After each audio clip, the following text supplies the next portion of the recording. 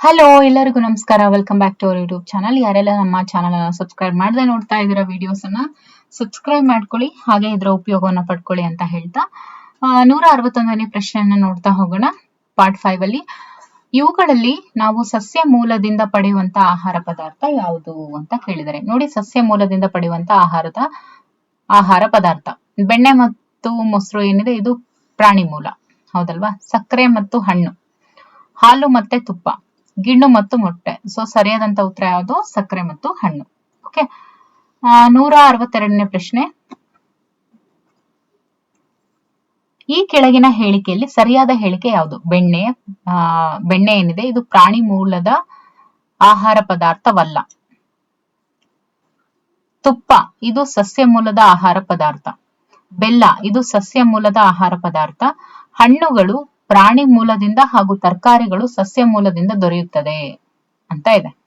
Okay, so ಇದ್ರಲ್ಲಿ ಇದಿಷ್ಟನ್ನು ನೋಡಿದಾಗ ಸರಿಯಾದಂತ ಉತ್ತರ ಯಾವುದು? ನೋಡಿ, ಬೆಲ್ಲ ಏನಿದೆ ಇದು ಕಬ್ಬಿನಿಂದ ಬರುವಂತದ್ದು. ಸೊ ಸಸ್ಯ ಮೂಲದ ಆಹಾರ ಪದಾರ್ಥ ಇದಾಗಿರುತ್ತೆ. ಸೊ 62ನೇ ಪ್ರಶ್ನೆಗೆ ಸರಿಯಾದಂತ ಉತ್ತರ ಆಪ್ಷನ್ ಸಿ ಆಗಿರುತ್ತೆ.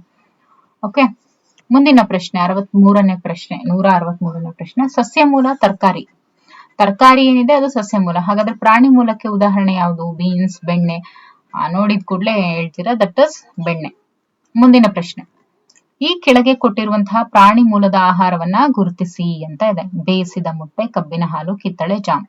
ಪ್ರಾಣಿ ಮೂಲದ ಆಹಾರ ಯಾವುದು? ದಟ್ ಇಸ್ ಬೇಯಿಸಿದಂತಹ ಮೊಟ್ಟೆ. ಮುಂದಿನ ಪ್ರಶ್ನೆ. ಹಾಲಿನ ಉತ್ಪನ್ನದಿಂದ ದೊರೆಯುವಂತಹ ಆಹಾರ ಪದಾರ್ಥಗಳು ಯಾವ್ಯಾವು? ಹಾಲಿನ ಉತ್ಪನ್ನದಿಂದ ಮೊಟ್ಟೆ ಅಂತೂ ಅಲ್ಲ, ತುಪ್ಪ ಹೌದು, ಮೊಸರು ಹೌದು, ಜೇನು ಅಲ್ಲ, ಗಿಣ್ಣು ಕೂಡ ಹೌದು. ಸೊ ತುಪ್ಪ, ಮೊಸರು, ಗಿಣ್ಣು. BCE ಎಲ್ಲಿದೆ? BCE ಇಲ್ಲಿದೆ. ಸೊ ಸರಿಯಾದಂತ ಉತ್ತರ ಆಪ್ಷನ್ ಡಿ. 166ನೇ ಪ್ರಶ್ನೆ. ನಿರ್ದಿಷ್ಟ ಗಾತ್ರ ಹೊಂದಿದೆ ಆದರೆ ನಿರ್ದಿಷ್ಟ ಆಕಾರವನ್ನ ಹೊಂದಿಲ್ಲದೆ ಇರುವಂತಹ ದ್ರವ್ಯದ ಸ್ಥಿತಿ ಯಾವುದು? ನಿರ್ದಿಷ್ಟ ಗಾತ್ರ ಇದೆ ಮತ್ತೆ ನಿರ್ದಿಷ್ಟ ಆಕಾರವನ್ನ ಒಳಗೊಂಡಿಲ್ಲ. ಓಕೆ, ಅಂದ್ರೆ ಮೀನ್ಸ್ ವಾಲ್ಯೂಮ್ ಇದೆ ಆದ್ರೆ ನಿರ್ದಿಷ್ಟ ಆಕಾರ, ಶೇಪ್ ಇಲ್ಲ ಅದಕ್ಕೆ. ಓಕೆ, ವಾಲ್ಯೂಮ್ ಇದೆ ಬಟ್ ಶೇಪ್ ಇಲ್ಲ. ಹಾಗಾದ್ರೆ ಅದನ್ನ ಏನಂತ ಕರೀತಾರೆ? ಅದನ್ನ ದ್ರವ ಅಂತ ಕರೀತಾರೆ. ಮೀನ್ಸ್ ಲಿಕ್ವಿಡ್ ಸ್ಟೇಟ್ ಏನಿರುತ್ತೆ ಅದು ವಾಲ್ಯೂಮ್ ಅನ್ನ ಒಳಗೊಂಡಿರುತ್ತೆ. ಬಟ್ ಅದು ಇವಾಗ ಬಾಟ್ಲಿಗೆ ಹಾಕಿದ್ರೆ ಬಾಟ್ಲ್ ಶೇಪ್ ಅನ್ನ, ಬಾಟ್ಲೆ ಹೇಗಿರುತ್ತೋ ಆ ಶೇಪ್ ಅನ್ನ ಅದು ಅಕ್ವೈರ್ ಮಾಡ್ಕೊಳ್ಳುತ್ತೆ. ಅಗಲವಾಗಿರುವಂತಹ ಪಾತ್ರೆಗೆ ಹಾಕಿದ್ರೆ ಅಗಲವಾಗಿರುವಂತಹ ಪಾತ್ರೆನಲ್ಲಿ ಆ ಒಂದು ಆಕಾರವನ್ನ ಅದು ಪಡ್ಕೊಳ್ಳುತ್ತೆ. ಓಕೆ, ಸೊ ಹಾಗಾಗಿ ಸರಿಯಾದಂತ ಉತ್ತರ ಏನು?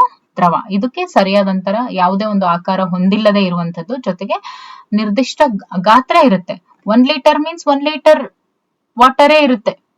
ಬಟ್ ಅದೇ ಏನು, ಅದು ಒಂದು ಶೇಪ್ ಅನ್ನ ಪಡ್ಕೋಬೇಕು ಅಂದ್ರೆ ಡಿಪೆಂಡ್ ಅಪಾನ್ ಕಂಟೈನರ್ಸ್ ಮೇಲೆ ಅದು ಡಿಪೆಂಡ್ ಆಗುತ್ತೆ. ಓಕೆ, ಮುಂದಿನ ಪ್ರಶ್ನೆ. ಸುಲಭವಾಗಿ ಕುಗ್ಗಿಸಬಹುದಾದಂತಹ ದ್ರವ್ಯದ ಸ್ಥಿತಿ ಯಾವುದು? ಕುಗ್ಗಿಸುವಂತಹ ದ್ರವ್ಯದ ಸ್ಥಿತಿ ಯಾವುದು? ಘನ, ದ್ರವ, ಅನಿಲ, ಪ್ಲಾಸ್ಮಾ ಅಂತ ಇದೆ.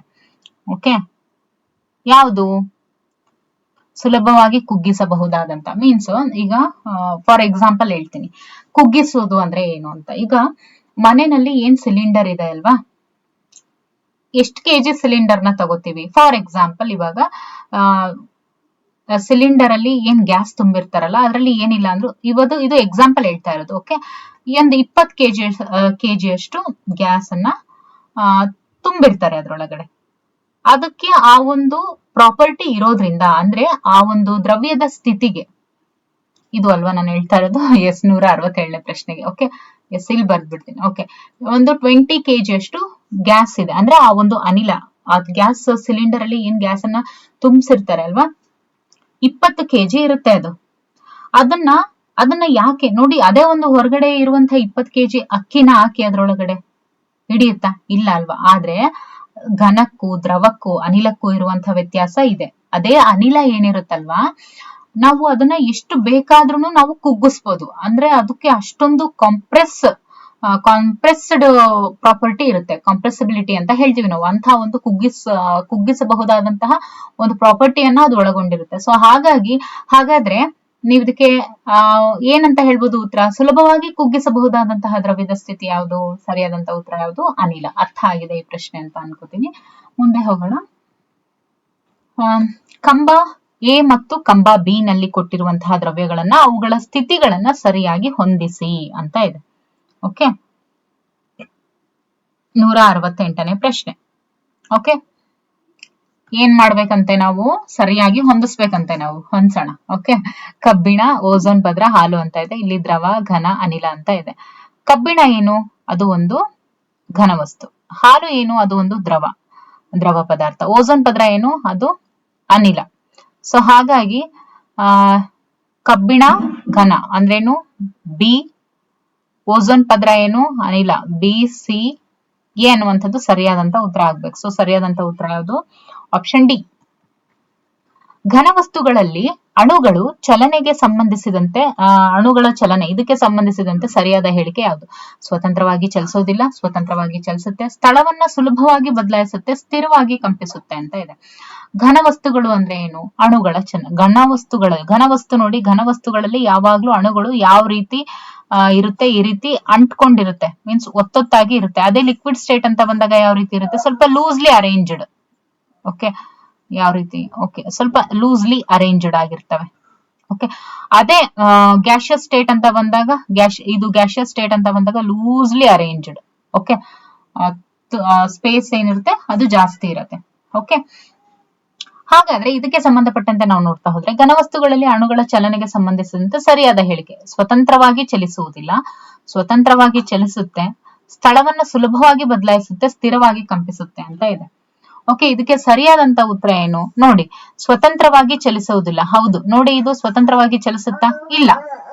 ಓಕೆ, ಇನ್ನು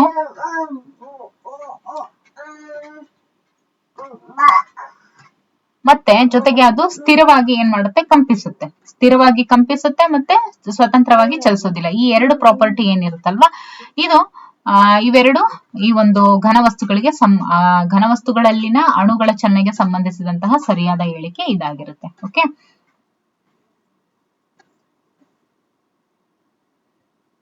ಮುಂದಿನ ಪ್ರಶ್ನೆ. ಪೆಟ್ರೋಲು ದ್ರವಕ್ಕೆ ಉದಾಹರಣೆ ಆದ್ರೆ ಘನಕ್ಕೆ ಉದಾಹರಣೆ ಯಾವುದು? ನೋಡಿದ ಕೂಡಲೇ ಹೇಳ್ತೀರಾ ಏನು? ಚಿನ್ನ ಅಂತ. ಈ ಕೆಳಗಿನ ಹೇಳಿಕೆಗಳಲ್ಲಿ ಸರಿಯಾದ ಹೇಳಿಕೆ ಗುರುತಿಸಿ. ಕಬ್ಬಿಣದ ಅಣುಗಳು ಸ್ವತಂತ್ರವಾಗಿ ಚಲಿಸ್ತವೆ. ಕಬ್ಬಿಣದಲ್ಲಿ ಅಣುಗಳು ಸ್ವತಂತ್ರವಾಗಿ ಚಲಿಸುತ್ತವೆ. ನನ್ ಮಗಳು ನೋಡಿ ಸ್ವಲ್ಪ ಕೇಕೆ ಆಗ್ತಾ ಇದ್ದಾಳೆ, ಅಡ್ಜಸ್ಟ್ ಮಾಡ್ಕೊಂಡು ಕೇಳಿಸ್ಕೊಳ್ಳಿ. ಕಬ್ಬಿಣದಲ್ಲಿ ಅಣುಗಳು ಸ್ವತಂತ್ರವಾಗಿ ಚಲಿಸ್ತವೆ. ಅನಿಲಗಳಲ್ಲಿ ಅಣುಗಳು ಒತ್ತೊತ್ತಾಗಿ ಇರ್ತವೆ. ನೈಟ್ರೋಜನ್ ಒಂದು ಅನಿಲ. ಎಣ್ಣೆಗೆ ನಿರ್ದಿಷ್ಟವಾದಂತಹ ತೂಕವಿದೆ ಅಂತ ಇದೆ. ಈ ಕೆಳಗಿನ ಹೇಳಿಕೆಗಳಲ್ಲಿ ಸರಿಯಾದ ಹೇಳಿಕೆಯನ್ನ ಗುರುತಿಸಿ ಅಂತ ಇದೆ. ನೋಡಿ, ಕಬ್ಬಿಣದಲ್ಲಿ ಅಣುಗಳು ಸ್ವತಂತ್ರವಾಗಿ ಚಲಿಸ್ತವೆ ಅಂತ ಇದೆ. ಖಂಡಿತವಾಗ್ಲೂ ಅದು ತಪ್ಪು. ಅನಿಲಗಳಲ್ಲಿ ಅಣುಗಳು ಒತ್ತೊತ್ತಾಗಿ ಇರ್ತವೆ. ಅನಿಲಗಳಲ್ಲಿ ಒತ್ತೊತ್ತಾಗಿ ಇರೋದಿಲ್ಲ. ಓಕೆ, ಒತ್ತೊತ್ತಾಗಿ ಇದ್ದಿದ್ರೆ ಅದು ಅನಿಲ ಅಂತ ಅನ್ನಿಸ್ಕೊಳ್ತಾನೆ ಇದ್ದಿಲ್ಲ, ಅದು ಏನಾಗ್ತಾ ಇತ್ತು? ಸಾಲಿಡ್ ಸ್ಟೇಟ್ಗೆ ಉದಾಹರಣೆ ಆಗ್ತಾ ಇತ್ತು. ಇನ್ನು ನೈಟ್ರೋಜನ್ ಏನಿದೆ? ಒಂದು ಅನಿಲ ಅಂತ ಇದೆ. ಓಕೆ, ಮತ್ತೆ ಡಿ ಏನಿದೆ? ಎಣ್ಣೆಗೆ ನಿರ್ದಿಷ್ಟವಾದ ತೂಕವಿದೆ ಅಂತ ಇದೆ. ಓಕೆ, ಎಣ್ಣೆಗೆ ಏನಿದೆ? ನಿರ್ದಿಷ್ಟವಾದ ತೂಕವಿದೆ ಅಂತ ಇದೆ. ಸೊ ಇದರಲ್ಲಿ ಯಾವ್ದು ಸರಿಯಾದ ಉತ್ತರ? ನೈಟ್ರೋಜನ್ನು, ಆಕ್ಸಿಜನ್ನು ಇವೆಲ್ಲ ಏನು? ಅನಿಲಗಳು. ಸೊ ಹಾಗಾಗಿ ನೈಟ್ರೋಜನ್ ಒಂದು ಅನಿಲ ಏನಿದೆ, ಇದು ಸರಿಯಾದಂತ ಉತ್ತರ. ಜೊತೆಗೆ ಎಣ್ಣೆಗೆ ನಿರ್ದಿಷ್ಟವಾದ ತೂಕ ಇದೆ ಅಂತ ಇದೆ, ಇದು ಕೂಡ ಸರಿಯಾದಂತ ಉತ್ತರ. ಹೌದಲ್ವಾ? ಅದಕ್ಕೆ ನಿರ್ದಿಷ್ಟವಾದ ತೂಕ ಇರೋದ್ರಿಂದಲೇ ನಾವು 1 kg ಎಣ್ಣೆ, 2 kg 1 ಲೀಟರ್ ಎಣ್ಣೆ, 2 ಲೀಟರ್ ಆ ರೀತಿ ಎಲ್ಲ ತಗೋತೀವಿ. ಹೌದಲ್ವಾ? ಸೊ ಹಾಗಾಗಿ ಸರಿಯಾದಂತ ಉತ್ತರ ಏನು? ಸಿ ಮತ್ತು ಡಿ. ಸೊ ಆಪ್ಷನ್ ಡಿ ಏನಿದೆ, that is the right answer. 172ನೇ ಪ್ರಶ್ನೆ. ಇವುಗಳಲ್ಲಿ ಅನಿಲ ವಸ್ತು ಯಾವುದು? ಅನಿಲ ವಸ್ತು ಯಾವುದು? ಗಾಳಿ. ಓಕೆ, 173ನೇ ಪ್ರಶ್ನೆಯನ್ನ ನೋಡಿ. ಕೆಳಗಿನವುಗಳಲ್ಲಿ ಬೆಲ್ಲದ ಅಚ್ಚಿನಲ್ಲಿ ಇರುವಂತಹ ಸೂಕ್ಷ್ಮ ಕಣಗಳ ಜೋಡಣೆಯನ್ನ ತೋರಿಸುವಂತ ಚಿತ್ರ ಯಾವುದು? ಓಕೆ, ಯಾವುದು? ಸೂಕ್ಷ್ಮ ಕಣಗಳು. ಓಕೆ, ಸೂಕ್ಷ್ಮ ಕಣಗಳ ಜೋಡಣೆಯನ್ನ ತೋರಿಸುವಂತಹ ಚಿತ್ರ ಯಾವುದು? ನೋಡಿ, ಸೂಕ್ಷ್ಮ ಕಣಗಳು ಅಂದ್ರೆ ಇಲ್ಲಿ ಯಾಕೆ ಸೂಕ್ಷ್ಮ ಕಣಗಳು ಅಂತ ಹೇಳಿದೀವಿ ಅಂದ್ರೆ, ಈಗ ಫಾರ್ ಎಕ್ಸಾಂಪಲ್ ಒಂದು ಚಾಪೀಸ್ ಅನ್ನೇ ತಗೊಳ್ಳಿ. ಒಂದು ಚಾಪೀಸ್ ಅನ್ನ ಅಥವಾ ಒಂದು ಡಸ್ಟ್ ಪಾರ್ಟಿಕಲ್ ಅಂತ ನೀವು ಕನ್ಸಿಡರ್ ಮಾಡ್ಕೊಂಡ್ರೆ, ಅಥವಾ ಒಂದು ಅನ್ನದ ಅಗಡು ಏನಿರುತ್ತೆ ಅದನ್ನ ಒಂದು ಪಾರ್ಟಿಕಲ್ ಅಂತ ಹೇಳಿ ನಾವು ಕನ್ಸಿಡರ್ ಮಾಡಿದ್ರೆ, ಅಂದ್ರೆ ಇದು ಇವಾಗ ಸದ್ಯಕ್ಕೆ ಇಲ್ಲಿ ಸೂಕ್ಷ್ಮ ಕಣ ಅಂತ ಹೇಳಿದಾಗ ಅದು ಕೆಮಿಸ್ಟ್ರಿಗೆ ರಿಲೇಟೆಡ್ ಆಗಿರುತ್ತೆ. ಓಕೆ, ಒಂದು ಒಂದು ಪಾರ್ಟಿಕಲ್ ನೀವು ತಗೊಂಡಾಗ ಲಾಸ್ಟ್ ಅಲ್ಲಿ ಇಂಡಿವೈಸಬಲ್ ಒಂದು ಪಾರ್ಟಿಕಲ್ ನಿಮಗೆ ಸಿಗುತ್ತೆ. ಸೊ ಅದ್ರೊಳಗಡೆ ಯಾವ ರೀತಿ ಜೋಡಣೆ ಇರುತ್ತೆ ನೋಡಿ, ಈ ಲೆವೆಲ್ಗೆ ಅಂದ್ರೆ ನಾವು ಅದನ್ನ ಡಿವೈಡ್ ಮಾಡಕ್ ಆಗದೆ ಇರೋ ಅಷ್ಟು ಮಟ್ಟಿಗೆ ಅದು ಏನಾಗಿರುತ್ತೆ, ಆ ಒಂದು ಕಣ ಜೋಡಣೆಯನ್ನ ಹೊಂದಿರುತ್ತೆ. ಸೊ ಹಾಗಾಗಿ ಸರಿಯಾದಂತ ಉತ್ತರ ಯಾವುದು? ಆಪ್ಷನ್ ಇಲ್ಲಿ 4. ಸೊ ಹಾಗಾಗಿ 4 ಮಾತ್ರ ಅಂತ ಇದೆಯಲ್ಲ, ಇದು ಸರಿಯಾದಂತ ಉತ್ತರ. ಓಕೆ, 174ನೇ ಪ್ರಶ್ನೆ. ಸಮುದ್ರ ಮತ್ತು ಸಾಗರಗಳ ನೀರು ಆವಿಯಾಗಿ ಮೋಡಗಳು ಉಂಟಾಗುವುದು. ಇಲ್ಲಿ ಉಂಟಾದ ಅನುಕ್ರಮ ಬದಲಾವಣೆ ಏನು ಅಂತ ಕೇಳಿದ್ದಾರೆ. ಓಕೆ, ಫಸ್ಟ್ ಏನೇನಾಗಿ ಏನೇನಾಗುತ್ತೆ ಅಂತ ಹೇಳ್ತಾ ಹೋಗ್ಬೇಕು. ಓಕೆ, 174ನೇ ಪ್ರಶ್ನೆ. ಫಸ್ಟ್ ಏನಾಗುತ್ತೆ ನೋಡಿ, ಸಮುದ್ರ ಮತ್ತು ಸಾಗರಗಳ ನೀರು ಏನಾಗುತ್ತೆ, ದ್ರವ ಸ್ಥಿತಿಯಲ್ಲಿ ಇರುತ್ತೆ, ಅದು ಆವಿ ಆಗುತ್ತೆ ನೆಕ್ಸ್ಟ್. ಹಾಗಾಗಿ ಅದೇನಾಗುತ್ತೆ, ಅನಿಲದ ರೂಪದಲ್ಲಿ ಅದು ಆವಿ ಆಗುತ್ತೆ, ಹೌದಲ್ವಾ? ಅದಾದ್ಮೇಲೆ ಮೋಡ ಉಂಟಾಗುತ್ತೆ. ಮೋಡ ಏನು? ಘನ, ಹೌದಲ್ವಾ? ಸೊ ಸರಿಯಾದಂತ ಉತ್ತರ ಏನು? ದಟ್ ಈಸ್ ಫಸ್ಟ್ ದ್ರವ, ಆಮೇಲೆ ಅನಿಲ, ಆಮೇಲೆ ಘನ. ಓಕೆ, ಇನ್ನು 175ನೇ ಪ್ರಶ್ನೆ. ಮಂಜುಗಡ್ಡೆಗೆ ಶಾಖ ನೀಡಿದಾಗ ಸ್ಥಿತಿಯಲ್ಲಾದಂತಹ ಬದಲಾವಣೆಯನ್ನ ಗುರುತಿಸಿ ಅಂತ ಇದೆ. ನೋಡಿ, ಮಂಜುಗಡ್ಡೆಗೆ ನಾವೇನಾದ್ರೂ ಶಾಖ ನೀಡಿದಾಗ ಏನಾಗುತ್ತೆ, ಅದು ಘನದಿಂದ ದ್ರವ ಆಗುತ್ತೆ, ಹೌದಲ್ವಾ? ಸೊ ಸರಿಯಾದಂತ ಉತ್ತರ ಘನದಿಂದ ದ್ರವ. 176ನೇ ಪ್ರಶ್ನೆ. ಕರ್ಪೂರವನ್ನ ಬೆಂಕಿಯಲ್ಲಿ ಉರಿಸಿದಾಗ ವಸ್ತುವಿನ ಸ್ಥಿತಿಯ ಬದಲಾವಣೆಯನ್ನ ಗುರುತಿಸಿ. ಕರ್ಪೂರವನ್ನ ನಾವೇನಾದ್ರೂ ಬೆಂಕಿನಲ್ಲಿ ಹಾಕಿದಾಗ ವಸ್ತುವಿನ ಸ್ಥಿತಿಯಲ್ಲಿ ಬದಲಾವಣೆ ಏನಾಗುತ್ತೆ, ಅದು without coming in to liquid state ಅದೇನಾಗುತ್ತೆ, ಏನದು ಗ್ಯಾಸಿಯಸ್ ಸ್ಟೇಟ್ಗೆ ಹೋಗುತ್ತೆ. ಸೊ ಹಾಗಾಗಿ ಘನದಿಂದ ಅನಿಲ ಅನ್ನುವಂಥದ್ದು ಏನಿದೆಯಲ್ಲ, ಇದು ಸರಿಯಾದಂತ ಉತ್ತರ. ಓಕೆ ಓಕೆ ಓಕೆ ಓಕೆ 177ನೇ ಪ್ರಶ್ನೆ. ನೀರನ್ನ ನಾವು ತಂಪುಗೊಳಿಸಿದಾಗ ಆಗುವಂತಹ ದ್ರವ್ಯದ ಸ್ಥಿತಿಯ ಬದಲಾವಣೆ ಏನು? ನೀರನ್ನ ನಾವು ತಂಪುಗೊಳಿಸಿದಾಗ ದ್ರವ್ಯದ ಸ್ಥಿತಿಯಲ್ಲಿ ಆಗುವಂತ ಬದಲಾವಣೆ. ನೀರು ಘನದಿಂದ ಅನಿಲಕ್ಕೆ ಬದಲಾವಣೆ ಆಗುತ್ತೆ, ನೀರು ದ್ರವದಿಂದ ಪ್ಲಾಸ್ಮಾಕ್ಕೆ ಬದಲಾಗುತ್ತೆ, ನೀರು ದ್ರವದಿಂದ ಘನಸ್ಥಿತಿಗೆ ಬದಲಾಗುತ್ತೆ, ನೀರು ಅನಿಲದಿಂದ ದ್ರವಕ್ಕೆ ಬದಲಾಗುತ್ತೆ ಅಂತ ಇದೆ. ಓಕೆ, ಸರಿಯಾದಂತ ಉತ್ತರ ಏನು? ನೀರು ದ್ರವದಿಂದ ಘನಸ್ಥಿತಿಗೆ ಬದಲಾವಣೆ ಆಗುತ್ತೆ ಅನ್ನುವಂಥದ್ದು ಇದೆಯಲ್ಲ, ಅದು ಅಂದ್ರೆ ಏನು, ನೀರನ್ನ ತಂಪುಗೊಳಿಸಿದಾಗ ಅಂದ್ರೆ ನಾವು ಅದನ್ನ ಫ್ರೀಸ್ ಮಾಡಿದಾಗ ಅಥವಾ ತಣ್ಣಗಿನಲ್ಲಿ ಇಟ್ಟಾಗ ಏನಾಗುತ್ತೆ, ಅದು ಘನಸ್ಥಿತಿಗೆ ಬದಲಾವಣೆ ಆಗುತ್ತೆ. ಓಕೆ, ಬೆಣ್ಣೆಯನ್ನ ಕಾಯಿಸಿದಾಗ ಸ್ಥಿತಿಯಲ್ಲಿ ಆಗುವಂತಹ ಬದಲಾವಣೆ ಯಾವುದು? ಘನೀಕರಿಸುವಿಕೆ, ಕರಗುವಿಕೆ, ಆವಿಯಾಗುವಿಕೆ ಮತ್ತೆ ಕುದಿಸುವಿಕೆ ಅಂತ ಇದೆ. ಓಕೆ, ಏನಾಗುತ್ತೆ, ಬೆಣ್ಣೆಯನ್ನ ಕಾಯಿಸಿದಾಗ ಅದು ಕರಗುತ್ತೆ. ಓಕೆ, 179ನೇ ಪ್ರಶ್ನೆ. ಚಿತ್ರದಲ್ಲಿ ತೋರಿಸುವಂತಹ ವಸ್ತುವಿನ ಬದಲಾವಣೆಯನ್ನ ಗುರುತಿಸಿ ಅಂತ ಇದೆ. ದ್ರವದಿಂದ ಘನ, ದ್ರವದಿಂದ ದ್ರವ, ಘನದಿಂದ ಅನಿಲ ಮತ್ತೆ ಅನಿಲದಿಂದ ದ್ರವ ಅಂತ ಇದೆ. ಓಕೆ, ಇದನ್ನ ನೋಡಿದಾಗ ಏನಾಗುತ್ತೆ ನೋಡಿ, ಇಲ್ಲಿ ಏನಾಗ್ತಾ ಇದೆ, ಇಲ್ಲಿ ಸಾಲಿಡ್ ಸ್ಟೇಟ್ ಅಲ್ಲಿ ಇರೋದು ಏನಾಗ್ತಾ ಇದೆ, ಇಲ್ಲಿವರೆಗೂ ಇದೆ, ಬರೀ ಇಲ್ಲಿ ಇಷ್ಟಷ್ಟೇ ಇದ್ದಿದ್ರೆ ನಾವು ದ್ರವ ಅಂತ ಹೇಳ್ಬೋದಾಗಿತ್ತು ಇಷ್ಟು. ಓಕೆ, ಬಟ್ ಇಲ್ಲಿ ಏನಾಗ್ತಾ ಇದೆ, ನಾವು ಕುದಿಸಿದಾಗ ಏನಾಗುತ್ತೆ, ಅದು ಅನಿಲ ರೂಪದಲ್ಲಿ. ಇವಾಗ ನೀವು ಹಾಲನ್ನ ಕಾಯಿಸ್ತಿದ್ದೀರಾ ಅಂತ ಹೇಳಿದಾಗ ಏನಾಗುತ್ತೆ, ಹಂಗೆ ಬಿಟ್ರೆ ಎಲ್ಲ ಆವಿ ಆಗುತ್ತೆ. ಮೀನ್ಸ್ ಘನದಿಂದ ಅನಿಲ ಅನ್ನುವಂಥದ್ದು ಏನಿದೆಯಲ್ಲ, ಇದು ಸರಿಯಾದಂತ ಉತ್ತರ. ವಸ್ತುವಿನ ಸ್ಥಿತಿ ಅಲ್ಲಿ ಬದಲಾಗಿರುವಂತದ್ದು ಘನ ಸ್ಥಿತಿಯಿಂದ ಅನಿಲ ಸ್ಥಿತಿಗೆ ಬದಲಾಗಿದೆ. ಓಕೆ, ಇನ್ನು 180ನೇ ಪ್ರಶ್ನೆ. ಈ ಕೆಳಕಂಡ ಅನುಕ್ರಮದಲ್ಲಿ ಉಂಟಾಗಿರುವಂತಹ ಸ್ಥಿತಿ ಬದಲಾವಣೆ ಪ್ರಕ್ರಿಯೆಯನ್ನ ಗುರುತಿಸಿ ಅಂತ ಇದೆ. ಓಕೆ, ಘನ, ದ್ರವ, ಅನಿಲ, ದ್ರವ. ನೋಡಿ, ಘನವನ್ನ ಕಾಯಿಸಿದಾಗ ಅಂದ್ರೆ ಇಲ್ಲಿ ಘನ ಅನ್ನುವಂಥದ್ದು ಇಲ್ಲಿ ಕಾಯಿಸುವುದು, ಮತ್ತೆ ವೈಯನ್ನ ಕಾಯಿಸುವುದು, ಝಡ್ ಅನ್ನ ತಣಿಸುವುದು ಅಂತ ಇದೆ. ಅಂದ್ರೆ ನಾವು ಬದಲಾವಣೆ ಪ್ರಕ್ರಿಯೆ, ಇಲ್ಲಿ ಯಾವ ಒಂದು ಬದಲಾವಣೆಯ ಪ್ರಕ್ರಿಯೆ ಉಂಟಾಗಿದೆ ಅನ್ನುವಂಥದ್ದನ್ನ ನೋಡ್ಬೇಕು. ಇಲ್ಲಿ ನೋಡಿದಾಗ ಫಸ್ಟ್ ಘನ ಏನಿದೆ, ಇದನ್ನ ಕಾಯಿಸುವಂಥದ್ದು, ದ್ರವವನ್ನು ಕೂಡ ಕಾಯಿಸುವಂಥದ್ದು. ಆದ್ರೆ ಅನಿಲ ಏನಿದೆ, ಇದು ಕಾಯಿಸುವಂಥದ್ದಲ್ಲ, ಏನದು ತಣಿಸುವಂಥದ್ದು. ಸೊ ಹಾಗಾಗಿ ಸರಿಯಾದಂತ ಉತ್ತರ ಏನು? ಆಪ್ಷನ್ ಎ ಏನಿದೆಯಲ್ಲ, ಇದು 180ನೇ ಪ್ರಶ್ನೆಗೆ ಸರಿಯಾದಂತ ಉತ್ತರ. ಓಕೆ, ಮುಂದಿನ ಪ್ರಶ್ನೆ 181ನೇ ಪ್ರಶ್ನೆ. ಈ ಕೆಳಗಿನ ಚಿತ್ರವು ಪ್ರತಿನಿಧಿಸುವುದು ಏನನ್ನ ಪ್ರತಿನಿಧಿಸುತ್ತೆ? 181ನೇ ಪ್ರಶ್ನೆ ಏನನ್ನ ಪ್ರತಿನಿಧಿಸ್ತಾ ಇದೆ? ಏನ್ ಕಾಣಿಸ್ತಾ ಇದೆ ನಿಮಗೆ? ಸಂಯುಕ್ತ ಮತ್ತು ಧಾತು, ಧಾತು ಮತ್ತು ಮಿಶ್ರಣ, ಮಿಶ್ರಣ ಮತ್ತು ಸಂಯುಕ್ತ, ಎರಡು ಸಂಯುಕ್ತಗಳು ಅಂತ ಇದೆ. ಓಕೆ, ಇಲ್ಲಿ ಮಿಶ್ರಣ ಮತ್ತು ಸಂಯುಕ್ತ. ಓಕೆ, ಮಿಶ್ರಣ ಮೀನ್ಸ್ ಮಿಕ್ಸ್ಚರ್ ಪ್ಲಸ್ ಕಾಂಪೌಂಡ್ ಎರಡು ಕೂಡ ಇರುವಂತದನ್ನ ನಾವಿಲ್ಲಿ ನೋಡ್ತಾ ಹೋಗ್ಬೋದು. ಅದನ್ನೇ ಬ್ಲೂ ಮತ್ತೆ ರೆಡ್ ಅಲ್ಲಿ ಇಂಡಿಕೇಟ್ ಮಾಡಿರುವಂತದ್ದು. ಓಕೆ, 182ನೇ ಪ್ರಶ್ನೆ, ಈ ಕೆಳಗಿನ ಹೇಳಿಕೆಯಲ್ಲಿ ಸರಿಯಾದ ಹೇಳಿಕೆ ಯಾವುದು? ಉಪ್ಪು ಮಿಶ್ರಣ ಮತ್ತು ಕಾರ್ಬನ್ ಸಂಯುಕ್ತ ವಸ್ತು, ಕಾರ್ಬನ್ ಮಿಶ್ರಣ ಮತ್ತು ಗಾಳಿ ಸಂಯುಕ್ತ ವಸ್ತು, ಗಾಳಿ ಮಿಶ್ರಣ ಮತ್ತು ಉಪ್ಪು ಸಂಯುಕ್ತ ವಸ್ತು, ಗಾಳಿ ಮಿಶ್ರಣ ಮತ್ತು ಕಾರ್ಬನ್ ಸಂಯುಕ್ತ ವಸ್ತು. ನೋಡಿ, ಈ ಕೆಳಗಿನ ಹೇಳಿಕೆಯಲ್ಲಿ ಸರಿಯಾದ ಹೇಳಿಕೆ ಯಾವುದು ಅಂತ ಹೇಳ್ಬೇಕು. ಓಕೆ, ಗಾಳಿ ಮಿಶ್ರಣ ಮತ್ತು ಉಪ್ಪು ಸಂಯುಕ್ತ ವಸ್ತು ಅಂತ ಇದೆ. ಅಂದ್ರೆ ಗಾಳಿಯ ಮಿಶ್ರಣ ಜೊತೆಗೆ ಉಪ್ಪು ಏನಿದೆ ಇವೆರಡೂ ಕೂಡ ಕಾಂಪೌಂಡ್ಸ್ ಅಂತ ಹೇಳ್ತೀವಿ. ಓಕೆ, ಕಿಟಕಿ ಮತ್ತು ಬಾಗಿಲ ಚೌಕಟ್ಟನ್ನ ತಯಾರಿಸೋದಕ್ಕೆ ಬಳಸುವಂತಹ ಧಾತು ಯಾವುದು? ಅಲ್ಯೂಮಿನಿಯಂ, ನೈಟ್ರೋಜನ್, ಪೊಟ್ಯಾಷಿಯಂ, ಕಾರ್ಬನ್ ಅಂತ ಇದೆ. ಯಾವ್ದನ್ನ? ಕಿಟಕಿ ಮತ್ತು ಬಾಗಿಲು ಚೌಕಟ್ಟನ್ನ ನಾವು ಯಾವಾಗ್ಲೂ ಅಲ್ಯೂಮಿನಿಯಂ ಅನ್ನ ಬಳಸಿನೇ ತಯಾರಿಸುವಂತದ್ದು ಚೌಕಟ್ಟನ್ನ. ಓಕೆ, ಪಟ್ಟಿ ಎ ಮತ್ತು ಬಿ ಇದನ್ನ ಸರಿಯಾಗಿ ಹೊಂದಿಸಿ. ಚಿನ್ನ ಏನು? ಅದು ಒಂದು ಧಾತು. ನೀರು ಏನು? ಓಕೆ, ನೀರು ಏನದು? ನೀರು ಏನು? ಸಂಯುಕ್ತ ವಸ್ತುನ ಅಥವಾ ಮಿಶ್ರಣನ?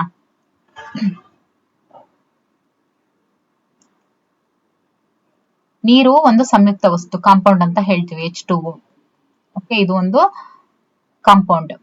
ಓಕೆ, ಇನ್ನು ಸಿಮೆಂಟ್ ಏನಿದೆಯಲ್ಲ ಇದು ಮಿಶ್ರಣ ಅಂತ ಹೇಳ್ತೀವಿ. ಸೊ ಸರಿಯಾದಂತ ಉತ್ತರ ಏನು? Option D. ಈ ಕೆಳಗಿನ ಹೇಳಿಕೆಯಲ್ಲಿ ಸರಿಯಾದ ಹೇಳಿಕೆ ಯಾವುದು? ಎಂ, 2 ಅಥವಾ 2ಕ್ಕಿಂತ ಹೆಚ್ಚು ಧಾತುಗಳ ರಾಸಾಯನಿಕವಾಗಿ ಸಂಯೋಜನೆಗೊಂಡಿರುವಂತಹ ವಸ್ತುವನ್ನ ಸಂಯುಕ್ತ ಅಂತ ಹೇಳ್ತಾರೆ. ಶುದ್ಧ ನೀರು ಜಲಜನಕ ಮತ್ತು ಸಾರಜನಕದಿಂದ ಮಾಡಲ್ಪಟ್ಟಿದೆ ಅನ್ನುವಂಥದ್ದಿದೆ. ಸೊ ಎಂ ಮತ್ತೆ ಎನ್ ಅನ್ನುವಂಥ ಹೇಳಿಕೆಯಲ್ಲಿ ಹೇಳ್ತಾ ಹೋಗಿದ್ದಾರೆ. ಎಂ ಸರಿ, ಎನ್ ತಪ್ಪು, ಎಂ ತಪ್ಪು, ಎನ್ ಸರಿ, ಎಂ ಮತ್ತು ಎನ್ ಎರಡೂ ಸರಿ, ಎಂ ಮತ್ತು ಎನ್ ಎರಡು ತಪ್ಪು ಅಂತ ಇದೆ. ಸರಿಯಾದಂತ ಉತ್ತರ ಬಂದು ಎಂ ಸರಿಯಾಗಿದೆ. 2 ಅಥವಾ 2ಕ್ಕಿಂತ ಹೆಚ್ಚು ಧಾತುಗಳು ರಾಸಾಯನಿಕವಾಗಿ ಸಂಯೋಜನೆಗೊಂಡಿರುವ ವಸ್ತುವನ್ನ ನಾವೇನಂತ ಕರಿತೀವಿ? ಕಾಂಪೌಂಡ್ ಅಂತ ಹೇಳಿ ಕರಿತೀವಿ. ಶುದ್ಧ ನೀರು ಜಲಜನಕ ಮತ್ತು ಸಾರಜನಕದಿಂದ ಮಾಡಲ್ಪಟ್ಟಿದೆ ಅನ್ನುವಂಥದ್ದಿಲ್ಲ, ಇದು ತಪ್ಪು. ಸೊ ಸರಿಯಾದಂತ ಉತ್ತರ ಎಂ ಸರಿ, ಎನ್ ತಪ್ಪು. 186ನೇ ಪ್ರಶ್ನೆ, ಎಕ್ಸ್ ಮತ್ತು ವೈ ಈ ಒಂದು ವರ್ಗೀಕರಣಕ್ಕೆ ಆಧಾರವಾದಂತ ವಸ್ತುವಿನ ಗುಣಲಕ್ಷಣ ಏನು ಅಂತ ಕೇಳಿದರೆ, ಪಾದರಸ, ಇಂಗಾಲ, ಉಪ್ಪು, ನೀರು ಅಂತ ಕೊಟ್ಟಿದ್ದಾರೆ. ಎಕ್ಸ್ ಇದು ಮಿಶ್ರಣ, ಧಾತು, ಸಂಯುಕ್ತ ವಸ್ತು. ಯಾವುದು? ಈ ಕೆಟಗರಿ ಯಾವುದು? ಈ ಕೆಟಗರಿ ಯಾವುದು? ಉಪ್ಪು ಮತ್ತೆ ನೀರು ಇವೆರಡು ಸಂಯುಕ್ತ ವಸ್ತುಗಳು, ಹೌದಲ್ವಾ? ಇಲ್ಲೂ ಸಂಯುಕ್ತ ವಸ್ತು ಇದೆ, ಇಲ್ಲೂ ಸಂಯುಕ್ತ ವಸ್ತು ಇದೆ. ಆದ್ರೆ ಪಾದರಸ ಮತ್ತೆ ಇಂಗಾಲ ಏನಿದೆಯಲ್ಲ ಇವೆರಡೂ ಕೂಡ ಏನು? ಇವೆರಡು ಕೂಡ ಧಾತುಗಳು, ಹೌದಲ್ವಾ? ಇದು ಮರ್ಕ್ಯುರಿ, ಇದು ಇಂಗಾಲ. ಓಕೆ, ಸೊ ದಟ್ ಉತ್ತರ ಏನು? Option C. 187ನೇ ಪ್ರಶ್ನೆ, ಇವುಗಳಲ್ಲಿ ಮಿಶ್ರಣಕ್ಕೆ ಉದಾಹರಣೆ ಹೊಂದಿರುವಂತಹ ಗುಂಪು ಯಾವುದು? ಮಿಶ್ರಣಕ್ಕೆ ಉದಾಹರಣೆ: ಸಾರಜನಕ, ಕಬ್ಬಿಣ, ಉಪ್ಪು, ಸಕ್ಕರೆ, ಮಣ್ಣು, ಸಿಮೆಂಟ್, ಇಂಗಾಲ ಮತ್ತು ಆಮ್ಲಜನಕ ಅಂತ ಇದೆ. ಈಗ ಆಲ್ರೆಡಿ ನೀವು ನೋಡಿದಿರಾ ಸಿಮೆಂಟ್ ಮಿಶ್ರಣಕ್ಕೆ ಉದಾಹರಣೆ ಅಂತ ಹೇಳಿ. ಸೊ ಸರಿಯಾದಂತ ಉತ್ತರ ಮಣ್ಣು ಮತ್ತು ಸಿಮೆಂಟ್ ಮಿಶ್ರಣ. 188ನೇ ಪ್ರಶ್ನೆ, ಉಷ್ಣ ವಿದ್ಯುತ್ ಸ್ಥಾವರದಲ್ಲಿ ಕಲ್ಲಿದ್ದಲನ್ನ ಉರಿಸುವುದರಿಂದ ಉತ್ಪತ್ತಿಯಾಗುವಂತಹ ಶಕ್ತಿ ಯಾವುದು? ಓಕೆ, ಉಷ್ಣ ವಿದ್ಯುತ್ ಸ್ಥಾವರದಲ್ಲಿ ಕಲ್ಲಿದ್ದಲನ್ನ ಉರಿಸೋದ್ರಿಂದ ಯಾವುದು ಬಿಡುಗಡೆ ಆಗುತ್ತೆ? ಯಾವ ಶಕ್ತಿ ಉತ್ಪತ್ತಿ ಆಗುತ್ತೆ? ನೋಡಿ, ವಿದ್ಯುತ್ ಸ್ಥಾವರ ಅಂತ ಹೇಳಿದ್ರೆ ದಟ್ ಈಸ್ ಅಲ್ಲಿ ವಿದ್ಯುತ್ ಶಕ್ತಿ ಏನಿರುತ್ತಲ್ವಾ ಅದು ಉಂಟಾಗುವಂಥದ್ದು. ಓಕೆ, ಮುಂದಿನ ಪ್ರಶ್ನೆ, ಕೈಗಳನ್ನ ಒಂದಕ್ಕೊಂದು ಉಜ್ಜುವ ಪ್ರಕ್ರಿಯೆಯಲ್ಲಿ ಯಾಂತ್ರಿಕ ಶಕ್ತಿಯಿಂದ ಪರಿವರ್ತನೆ ಆಗುವಂತಹ ಶಕ್ತಿ ಉಷ್ಣ ಶಕ್ತಿ. ಇದನ್ನ ಆಲ್ರೆಡಿ ನೋಡಿದಿರಾ, ಹೌದಲ್ವಾ? ವಿದ್ಯುತ್ ಶಕ್ತಿಯನ್ನ ಉತ್ಪಾದಿಸಲು ಟರ್ಬೈನ್ ತಿರುಗಿದಾಗ ಉಂಟಾಗುವ ಶಕ್ತಿಯ ರೂಪಾಂತರವನ್ನ ಗುರುತಿಸಿ ಅಂತ ಇದೆ. ಓಕೆ, ಯಾವುದು? ಯಾಂತ್ರಿಕ ಶಕ್ತಿ ಟರ್ಬೈನ್. ನೋಡಿ, ಟರ್ಬೈನ್ ತಿರುಗಿದಾಗ ಉಂಟಾಗುವಂತ ಶಕ್ತಿ ಯಾವುದು ಅಂದ್ರೆ ಮೆಕ್ಯಾನಿಕಲ್ ಎನರ್ಜಿಯಿಂದ ಎಲೆಕ್ಟ್ರಿಕಲ್ ಎನರ್ಜಿ ಆಗಿ ಅದು ರೂಪಾಂತರ ಆಗುತ್ತೆ. ಸೊ ಹಾಗಾಗಿ ಯಾಂತ್ರಿಕ ಶಕ್ತಿಯಿಂದ ವಿದ್ಯುತ್ ಶಕ್ತಿ ಏನಿದೆಯಲ್ಲ ಇದು ಸರಿಯಾದಂತ ಉತ್ತರ. 191ನೇ ಪ್ರಶ್ನೆ, 191ನೇ ಪ್ರಶ್ನೆ, ವಿದ್ಯುತ್ ಇಸ್ತ್ರಿ ಪೆಟ್ಟಿಗೆಯಲ್ಲಿ ಪರಿವರ್ತನೆ ಆಗುವಂತ ಶಕ್ತಿ ಯಾವುದು?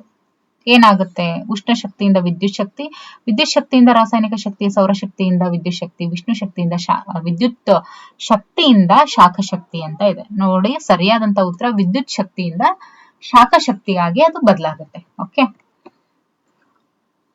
ವಿದ್ಯುತ್ ಶಕ್ತಿ ಧ್ವನಿ ಶಕ್ತಿಯಾಗಿ ರೂಪಾಂತರವಾಗುವಂತಹ ಸಾಧನ ಯಾವುದು? ಇಸ್ತ್ರಿ ಪೆಟ್ಟಿಗೆ, ರುಬ್ಬುವ ಯಂತ್ರ, ಫ್ಯಾನ್, ರೇಡಿಯೋ. ಯಾವುದು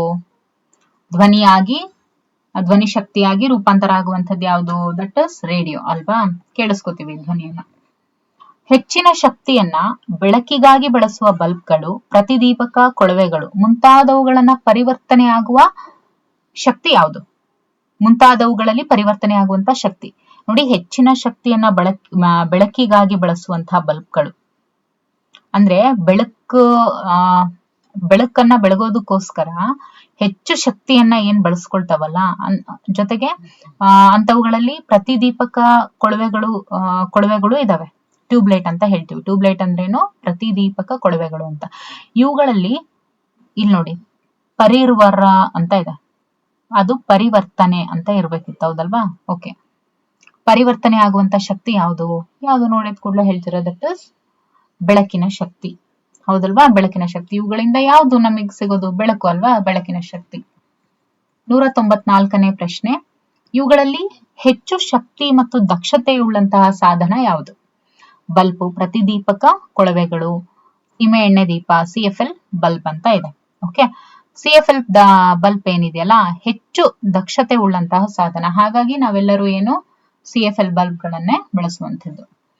ಈ ಗೃಹ ವಿದ್ಯುತ್ ಉಪಕರಣಗಳಲ್ಲಿ ಹೆಚ್ಚು ವಿದ್ಯುತ್ ಬಳಕೆ ಆಗುತ್ತೆ. ಯಾವುದು? ವಿದ್ಯುತ್ ಹೀಟರ್, ವಿದ್ಯುತ್ ಬಲ್ಬ್, ದೂರದರ್ಶನ, ಫ್ಯಾನ್ ಅಂತ ಇದೆ. ಹಾಗಾದ್ರೆ ಇವಿಷ್ಟರಲ್ಲಿ ಯಾವುದು ಜಾಸ್ತಿ ಎಲೆಕ್ಟ್ರಿಸಿಟಿಯನ್ನ ಕನ್ಸ್ಯೂಮ್ ಮಾಡುವಂಥದ್ದು ಯಾವುದು? ವಿದ್ಯುತ್ ಹೀಟರ್ ಏನಿದೆಯಲ್ಲ, ಇದು ಜಾಸ್ತಿ ಕರೆಂಟ್ ಬಿಲ್ ಬರುತ್ತೆ. ಓಕೆ, ಇದನ್ನ ಜಾಸ್ತಿ ಬಳಸೋದ್ರಿಂದ ಎಲೆಕ್ಟ್ರಿಸಿಟಿ ಬಿಲ್ ಜಾಸ್ತಿ ಬರುತ್ತೆ. ಓಕೆ, ಈ ಕೆಳಗಿನವುಗಳಲ್ಲಿ ನವೀಕರಿಸಬಹುದಾದಂತಹ ಶಕ್ತಿಯ ಮೂಲ ಯಾವುದು? ನೋಡಿ, ಕಲ್ಲಿದ್ದಲು, ಪೆಟ್ರೋಲ್, LPG, ಅನಿಲ, ಗಾಳಿ ಅಂತ ಇದೆ. ನವೀಕರಿಸಬಹುದಾದಂಥದ್ದು ಅಂತ ಬಂದಾಗ ದಟ್ ಇಸ್ ಗಾಳಿ. ಓಕೆ, ಅದನ್ನ ಯೂಸ್ ಮಾಡಿಕೊಂಡು ನೋಡಿ, ಗಾಳಿ ಶಕ್ತಿ ಅಂದ್ರೆ ವಿಂಡ್ ಎನರ್ಜಿಯನ್ನ ಯೂಸ್ ಮಾಡಿಕೊಂಡು ಓಕೆ ಪವರ್ ಸಪ್ಲೈ ಅದೆಲ್ಲ ಮಾಡ್ತಾರಲ್ವಾ. ಸೊ ಹಾಗಾಗಿ ನವೀಕರಿಸಬಹುದಾದಂತಹ ಶಕ್ತಿಯ ಮೂಲ ಅಂತ ಹೇಳಿದ್ರೆ ದಟ್ ಇಸ್ ಗಾಳಿ.